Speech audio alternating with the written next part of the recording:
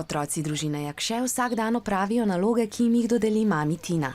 Ta svoje delo opravlja na domu. Mami se odloči, ali bomo imeli danes bolj angleški dan ali pa slovenščino pa matematiko.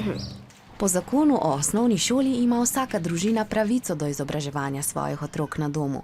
O tem mora pred začetkom šolskega leta le obvestiti matično šolo. Edina obveznost šolajočih se na domu so uspešno opravljena preverjanja znanja ob koncu šolskega leta. Ta oceni izpitna komisija.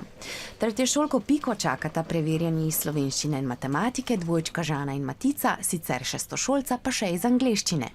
Učence tretje triade, ki se šolajo na domu, ob koncu šolskega leta čaka vsaj 9 preverjanj znanja. Danes imamo ustni izpit iz angleščine. Je to meni najtežji izpit v bistvu. Malo te mravljinč v trebuhu, prvo tem še malo strah, potem pa, ko vidiš, se navadaš potem. Ja, skrbi me velikokrat, sploh zdaj, ko je ta poštevanka. Ker se bojim, da se ne bom dobro naučila. Pa bolj, ko končaš, je ful dober občutek. Ker veš, da je vse za tabo in da so zdaj počitnice. Jaz skušam dati vedno poudarek na to, da se učimo. Ne zaradi izpitov, ampak da bomo se naučili to. Je pač to ena taka stvar, ki je treba narediti.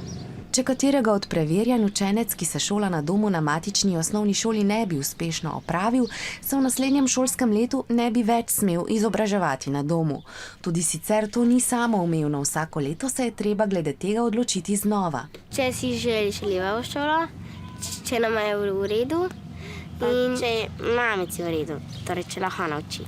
Ni treba tudi zgodaj vstajati, pa še, ker si lahko potem več časa s svojimi brati, pa sestrami, pa z družino.